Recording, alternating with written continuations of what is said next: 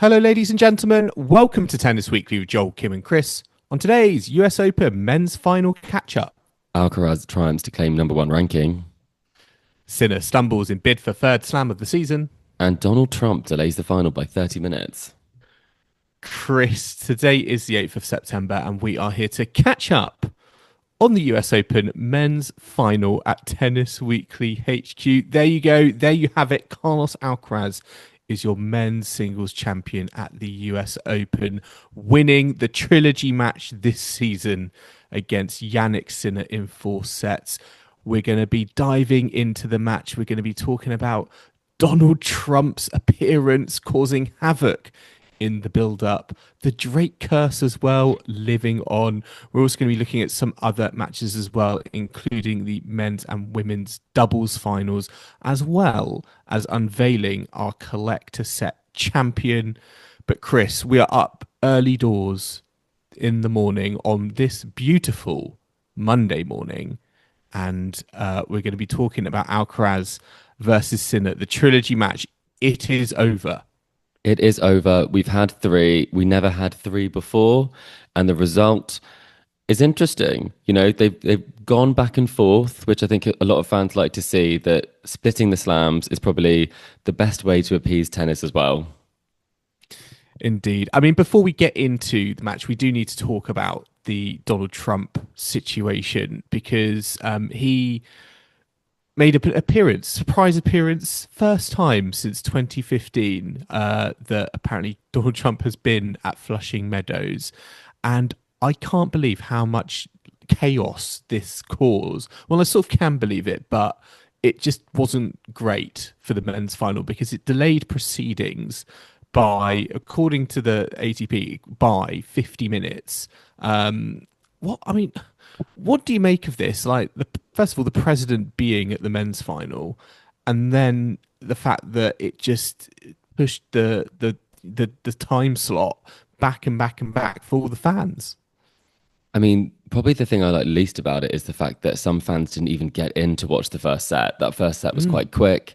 And because of this sort of new security that was sort of apparently was erected overnight. So that's something very odd when you think about it from the context of Wimbledon. Very strange. The idea they'd pop up airport scanners overnight and then you'd all have to go through them and it would delay your ability to get to the final. That's unheard of. So I'm assuming the organisation did everything that they could, but there were probably security standards that had to be followed, which we understand the point of that. But couldn't they have happened a lot earlier? Could they not have told fans to get there earlier? It just feels like this wasn't necessarily with the fans in mind. It was Donald Trump in mind, which when you're, I mean, the most important man, unfortunately, in the States, you do have a situation where you can do what you like. So didn't love that, especially because a lot of people we saw online couldn't get in. And that's kind of my biggest issue with it. Not that he went at all, but the fact that some people couldn't.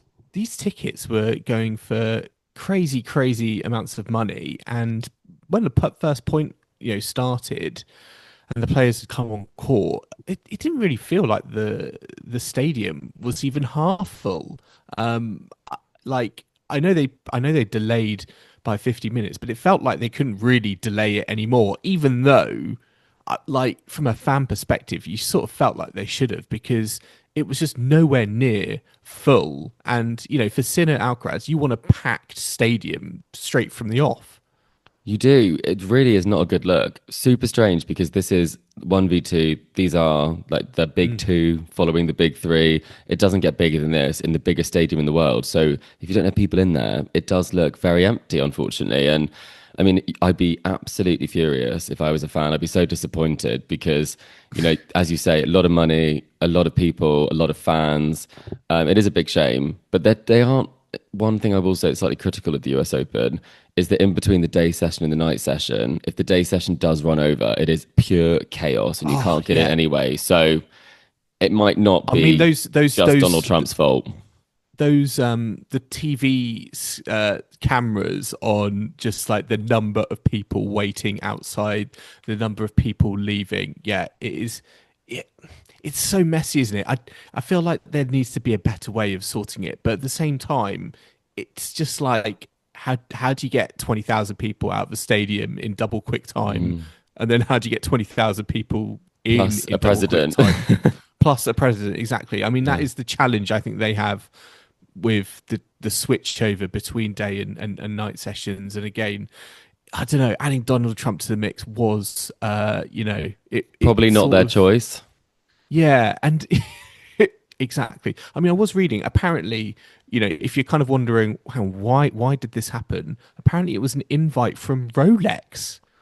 It wasn't from like the USTA or anyone like Mm. that, but it was from Rolex. Surely that's got to be trying to woo him on the tariff front. That's all I can think of. This is not a political podcast, but I'm not sure it's the best PR for Rolex necessarily that, the whole of the US Open final was held up because they invited a certain individual to attend. So Mm. quite strange. But if Rolex would like to sponsor us, we're always available and we're happy to have a conversation.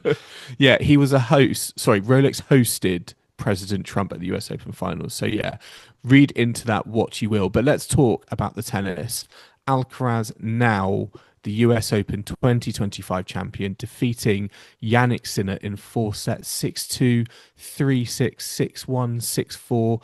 This was his sixth major at the age of 22, his sixth title in the last eight tournaments, and he is now world number one again.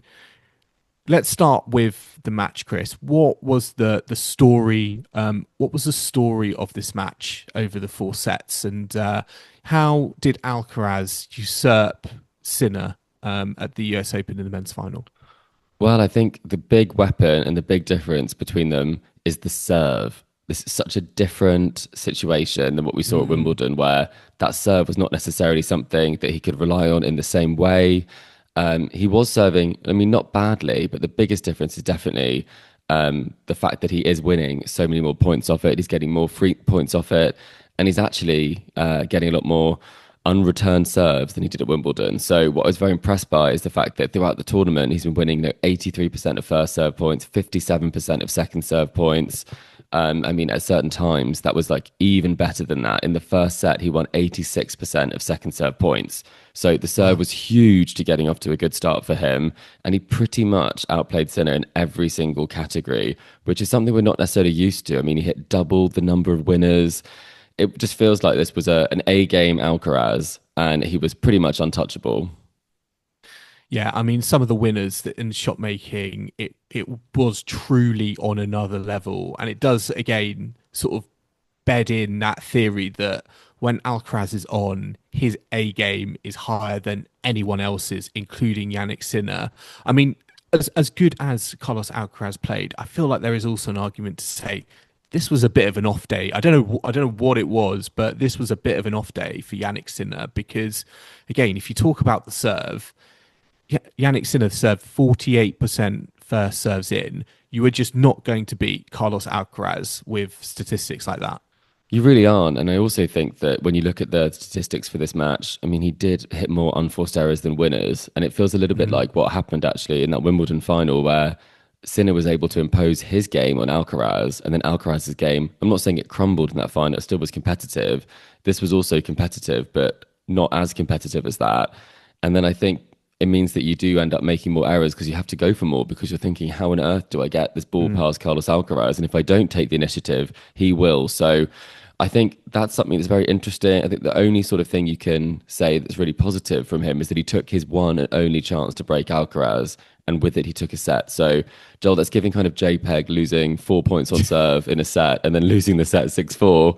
Kind of what happened here, but very, very impressive from Carlos. And I think when one player is playing well, I think maybe sometimes we fall foul of appreciating just how much that throws the opponent off their game as opposed to someone not playing well. Yeah, I mean these are not levels seen. I think from an opponent of Yannick Sinner since what Grigor Dimitrov, Arthur Rindenek, I was thinking. Arthur Rindenet, yeah, No, not Wimbledon. quite. Well, that's true. We always forget that match still. I can't really believe that happened at Wimbledon. And, Yeah. Denis Shapovalov could have been the Dimitrov of the US Open, but he wasn't quite. I mean, we were going into this tournament, thinking about Sinner and his hard court prowess, his streak on hard courts and just generally his level. We sort of think about hard courts as Sinner's best surface. But fascinatingly, if you look at the head-to-head with Alcaraz, he now leads it, I think, 10-5 overall, but 7-2 on hard courts. And we don't necessarily associate, say, hard court as Alcaraz's best surface.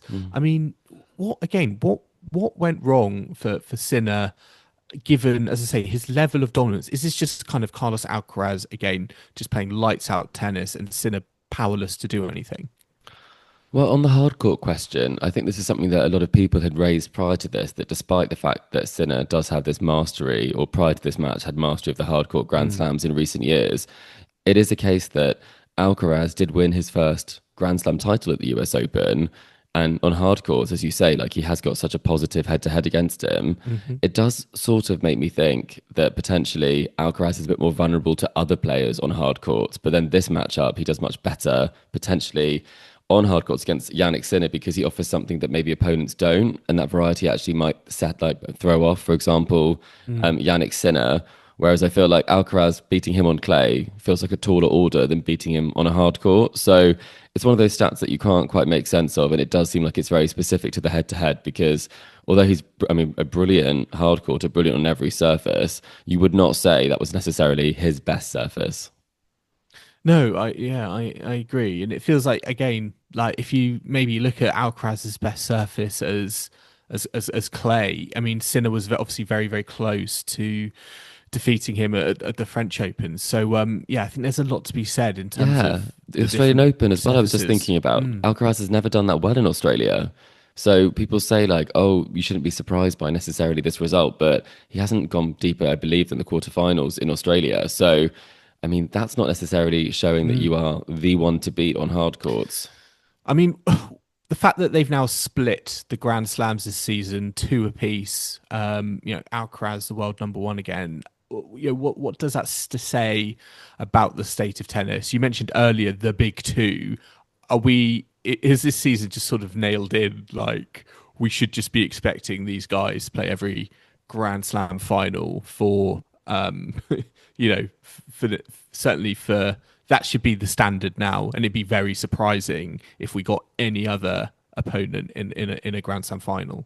Well, it does seem like there are only two players who are making Grand Slam finals. The last player who won a Grand Slam title was Novak Djokovic at this tournament 2 years ago. That's getting longer and longer, more of a distant memory now. So it does feel 2 years in the books of the Alcaraz-Sinner dominance. They've split them 2 years in a row. I think it does make it kind of more interesting from the perspective of if Sinner were just to always be the number one and Alcaraz always to be the challenger, I think that would be not as exciting. I think if you only have two players in a rivalry, I think you do need a bit of back and forth. You do need them to be competing with each other. One person edges someone one time, the other one might win on another surface. So I think it's positive that there were the slam split. I think because going into Australia, especially, as we've said, Alcaraz doesn't always have the best form. So I think that's a positive thing to it. But I mean, from our perspective, a slightly selfish perspective, it does make predictions a hell of a lot easier. It does indeed. I mean, to be fair, Zverev did get to the final in Australia earlier this season. But yeah, it just seems that whoever wins, it's either Sinner or Alcaraz. And it feels like also there's going to be now quite a tussle for that world number one ranking, which feels very, very competitive, maybe more competitive than, this final was. I mean, Alcaraz is now the world number one. Is this kind of like, the true world number one is now there, given the tennis displayed by him in New York? Well, I think the numbers obviously are in his favour. We do have to remember that Jannik Sinner was banned for anti-doping offences for 3 months, and he still held on to the world number one ranking until September. So I think there is kind of a question mark as to whether the points that he will be able to now play for next year, that might actually help him when it comes to the ranking side of things. But I mean, I think it's probably quite positive that someone who was out for 3 months for, an anti-doping offence isn't the world number one at the end of the year. I think it doesn't send a great message, but also it would also question the level of talent in the rest of the field if they could kind of touch him at that point. So I think that's something to keep in mind. But I think with Alcaraz, it feels like he's figured it out after Wimbledon. I think he was quite shocked by the fact that he wasn't able to do Alcaraz type things. And Sinner was completely able to, just absolutely sort of hit past him. It was a really phenomenal display at Wimbledon from Sinner. And do you think that Alcaraz now has sort of realised what it takes to beat Sinner again? I mean, it was very close in Paris. And do you think that maybe that's something that he's really been able to bring more so? Like he really felt like he could win this throughout, you felt?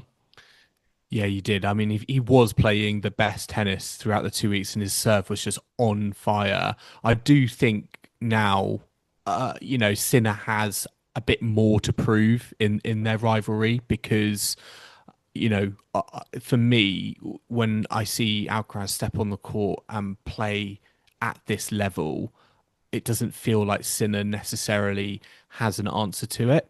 Um, so yeah, for me, maybe the gap has widened a little bit since you know uh, I know Wimbledon is a little bit of an anomaly, but it just feels like from then the gap has widened a little bit in terms of the levels that they have been able to bring to the court. Maybe the physicality as well. We saw Sinner have that medical timeout in the semis. Was ill coming into the US Open Leave is still from on. Cincinnati. Yeah, like I just think maybe the gap is a little bit wider. I mean, if you look at the trilogy, how would you assess their matches that they have had at Grand Slams this year, and how would you rank the matches? I mean, I feel like we all know what number one is, but how would you look back on them? Ooh, well, obviously, number one has to be Roland Garros. I think it's so interesting how different the conversation would be had Jannik Sinner taken one of those points or Alcaraz hadn't Mm, saved those match points. It would be such a different conversation. We would be well into the Jannik Sinner mm, dominating sort of the slams, and maybe it would have even had an impact on the US Open. So I think that was important to setting the course of the direction of the rivalry. I think I think the level from Alcaraz was higher than the level of Sinner at Wimbledon in the US Open final. And I like watching the best tennis. So for me, I'd say the US Open would come in second because it was ooh, I think okay. it was kind of important for Alcaraz to show that he can do it again and he can do it in the way that Sinner can beat him. I think otherwise you get into a bit of a situation where he'll always be the underdog, and I don't necessarily like that as a concept. I don't think it's accurate, especially given the head-to-head. And then Wimbledon, I didn't think either of them played their best in that one, Mm. despite the scoreline being closer. I was slightly underwhelmed, which a lot of people disagree with me on. And Joel, you might be about to disagree with me on. It was a pretty mid-final, wasn't it? At Wimbledon. I mean, it was so hard. I think because it was so close to that French Open final. It was just never going to live up to Didn't have a chance. didn't have a chance to live up to the expectations of that match. And interestingly, I've been reading some comments say that French Open match, like they're not going to already people saying that's going to be the best match of their rivalry. There's Mm. no way, there's no possible way they could top it. But I do think the fact that already happened and almost kind of set the benchmark in the season meant that Wimbledon and the US Open, to be honest, kind of have probably in some people's minds has not kind of lived up to Mm. expectation. But having said that, I still think we got some cracking tennis on display. I think everyone would still go home happy, but I do think we are now at this point where if we don't see a fifth set between Sinner and Alcaraz, everyone's a little bit like, oh, Yeah. what? I can't believe it. We do need to remind ourselves that there were some very one-sided finals at the French Open between like Nadal and Federer, for Mm. example. And there've also been some pretty one-sided matches when some of the other members of the big And three we have never played. got we never got Federer and Nadal at the US Open, so maybe we should just be thankful we got this match up in the Are first we place. having too much too soon? Is that what you're saying, Joel? Should we try and ask them to space this out over, if you've got another 15 years left of playing, can you please have one or two finals a year as opposed Yeah. to every single one? Because the excitement is going to go down. I think it is always going Do to you go think? down. Well, they've played each other in their last six tournaments, I believe. Mm. So it's not something that you have the hype for necessarily in the same way. I mean, I do at the moment. I think in Australia, the question will be, can Alcaraz win there and with it, cement his place at number one, but also complete the Grand Slam? That would be huge. And then for Sinner, the same would be true for Roland Garros. So there are these questions, these narratives that will make it exciting. But I mean, if they both tick that off next year, for example, which is not outside the realms of possibility, then what we'll be talking about, just how many are you going to get? I know. Well, it does feel like they're just sort of they're just sort of in each other's way. And With yeah, the record books, yeah, a race to the we records. exactly the race to the records. I mean, interestingly, Carlos Alcaraz does now have six majors at the age of 22, which is kind of crazy, particularly if you compare it to the big three, Federer, Nadal, Djokovic, and how many majors they had at this age. I mean, he is lights ahead of everyone apart from Nadal, who I believe had five at 22. I mean, what does that say about Carlos Alcaraz? Like and his level of dominance and number of majors, does it make it kind of like a, I don't know, he's got so it just feels like maybe he's got so much time. Does it make it a foregone conclusion that he's gonna get to the numbers that Nadal, Federer, and Djokovic ended on? I think so. I also think it might be part of the motivation behind Novak Djokovic continuing to play to try and pick up that extra one. I think it will make a difference because he is really doing something special here. I think he's such a prodigious talent. He really is something special. You watch his matches and you watch what he does on a court, and you're just aware that he has a gift. It really is a case that he has something so special. And he's doing it at such a young age, which also tends to indicate how good someone's going to be later on as well. I think when people win majors later in their career or start winning majors later, it doesn't necessarily mean that they will get better and better. What it means when you win them younger is actually that you probably are going to keep doing this for a very, very long time. So I think it's hugely impressive. And I think probably the only record that's definitely safe is 14 French Opens. Yes, well, we shall see. Sinner and Alcaraz have completed their trilogy at Grand Slams for the season. Alcaraz coming out on top, but they have split two apiece the Grand Slams this season. So yeah, it's all to play for going into 2026. Looking forward to Australia already. A couple of other results to bring you. The doubles. Now, Chris, I know I actually got a little bit too excited about the men's doubles because I know you and Kim covered them.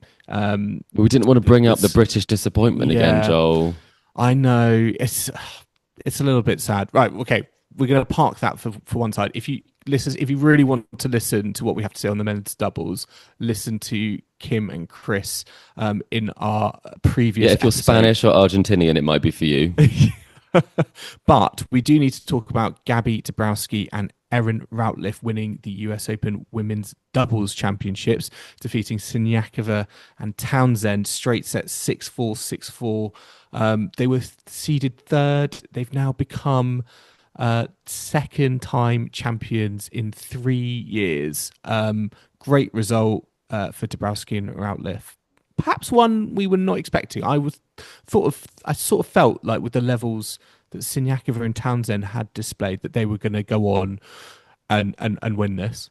I also thought that. I thought that this would probably be one step too far for Routliffe and Dabrowski. I also thought kind of the home crowd as well would really hype up Taylor, but she seemed very happy with the result no matter what. So I think it's a great match, and I was really, really impressed with the level from both. Yes, indeed. And one other thing we've got to bring up, collector set. I mean, it was all to play for going into the men's final. We had lots and lots of people. I think a record number of people who could potentially have won collector set. We needed a tiebreaker to sort everything out. And as always, our tiebreaker question was, how many games will the loser of the men's final between Sinner and Alcaraz win? The answer was 13 games, which was won by Jannik Sinner. That maths took us a while as well, though. We had to figure that one out this We morning delayed early. the recording of the episode to Crunch get the to the numbers. bottom of this. Yes, but we can reveal, Chris. Will you do us the honours? We can reveal our collector set champion for the US Open 2025. Well, with 14 games predicted, it was Vikesh is our champion. I believe first time champion. He was watching it live and kind of saying he was willing on Sinner to get a couple more games. I'm not sure who he was supporting, but I think when you've got a collective result in mind, you have to just hope that whoever loses does it in the way you said they would. And we've also got to mention, because we have made a lot of predictions over the last couple of weeks, collector set, our bracket predictions as well. Who is taking home between you, me, and Kim the slam spoon of shame? Well, Kim has managed to get herself out of it. And I was trying to make a case that maybe Joel, you should have it. But then I have actually Oh, just checked the predictions, and you're the only one who predicted both winners, did Alcaraz I? and Sabalenka. I knew you wouldn't remember Wow. this because I No, think you had I'm Sinner down for the final I'm still winning, didn't thinking you? about my Manarino predictions, and Well, that was a very good one. The only thing I have over you is Krejcikova and Boko, and I'm not sure that gets me out of a ooh, slam swoon of shame. So, ooh. oh, actually, there is that Sinner result of him going out very early, so to Draper. But I think, to be honest, the fact you still got the winner despite that one, I will very gracefully accept the slam spoon of shame on Okay. this occasion. You're the only one not to have the new slam spoon of shame since it was sort of, created. So we'll post that to our story. The fact that I am the loser, I will take it. I'll take it on the chin, and I'll Okay. come back Well, stronger, just like Anisimova. okay. Well, I will say there is one person who I think also deserves Sam's spoon of shame, and that is Drake. Drake just needs to stop putting bets on tennis, on sport, He's on not good Jannik at it. Sinner. He's just not good at it, is he? He's on a mission to lose his money as quickly as possible. Three Really, hundred thousand dollars. I mean, that's got to sting. Hopefully, Yannick Sinner's prize money might cover that. Maybe he can, give some of that to Drake. But very strange, going public with the bets. I think he likes to stir things up. I probably, if I was him, would keep it to myself unless I won. I'm probably more minded like that. But either way, does that mean I can give the slam spoon of shame to Drake? I I personally think you can. Great. He's got past performances here. I'm just worried that this is actually going to egg him on, and he's not going to stop now until he gets one of these big bets correct. So yeah, I'm almost worried already for How much what more money might he's going to happen. lose? Yeah, Yeah, watch this space. the stakes have been up. What is going to happen in Melbourne? All eyes on what Drake's Instagram account. We will see. But yeah, we're going to wrap up our US Open coverage there. We do have one final episode to bring everyone, and that is our wrap up show. Now, this will be unveiling our high points, low points, pleasant surprises from Flushing Meadows. We're going to be bringing back Peak Pit pleasant surprise as well. It's always a fun episode. We just look back on all the miscellaneous things that have caught our attention through the last couple of weeks. We're also going to be dishing out some Tennis Weekly awards, including things like Best Match, Biggest Surprise Package, Room for most Room for improvement. Yeah, yeah, and that's who the to one you don't want to watch win. Yes, who to watch. at Exactly. the Australian Open next year. So definitely keep your eyes peeled for that. But we are going to wrap up our US Open men's final episode here. Chris, any final thoughts on the last couple of weeks? This has been the final major of the season. How would you reflect on it? I think I'm very, very excited for the year in tennis, for women's tennis next year. I think we're really setting ourselves up for something exciting. So I feel like Sabalenka and Alcaraz winning does seem fitting. I think Sabalenka from the women's side, but from the men's side, I do think splitting the slams on a year like this year for men's tennis, I think is fair. So I'm actually very happy, Joel. Are you content with the results given the fact you predicted them both? I think so. I think so. I think we're kind of entering completely opposite phases now, I think, of the tour with the women's, tournament with Osaka back. It just feels like, again, we've got a huge list of contenders, and we've added to that this season, with Madison Keys at the start of the year. I think Sabalenka, she'll have that appetite back. Swiatek will also feel like, I think she's got a point to prove. So I think it's all very exciting in terms of the competitiveness for Grand Slams in the ladies' draw. I don't necessarily think the men's side is as competitive, Yeah. but personally for me, I can still get excited about Sinner Alcaraz every day of the week. And if that doesn't happen, then hey, we've got a surprise to look forward to. Surprise So, finalist, but not a surprise winner. exactly. I mean, who do you think? Just very quickly. I mean, we'll probably do this at some point in the future, but if there is someone to break Sinner Alcaraz and reach a US Open final, a Grand Slam final, who do you think is the most likely to do it? Is it Novak Djokovic or is it going to be someone else? I think someone's going to have to take out an upset early on, to be honest, if Djokovic is going to make the final. I think he definitely can make a final. I probably would be looking at someone more like Jack Draper, who's on the up, I would say. I'm not sure that it's going to come from those who haven't quite made that Okay. opportunity land for them. Um, Okay. I don't know if I believe that, but I've said it. I mean, that's where we are, aren't we? We're sort of already Clutching at clutching at straws, straws, straws a yeah. little bit. It's kind of crazy. Ben Shelton, I don't know, but we will have to. We'll leave 2026 to kind of figure that out. But we're going to wrap up our US Open coverage here at Tennis Weekly HQ. We hope you've enjoyed the ride with us. Remember to subscribe so you don't miss a moment of the rest of the season as we head back onto the tour and towards the Asian swing. You can find us on Apple Podcasts, Spotify, YouTube, and all your favorite podcasting platforms out there. And if you've enjoyed our coverage and you want to support the podcast because you love what you're hearing, then make sure to leave us a rating or review on Apple Podcasts or Spotify and hit that like and subscribe button on YouTube. It really does help us grow. It makes a big difference to us.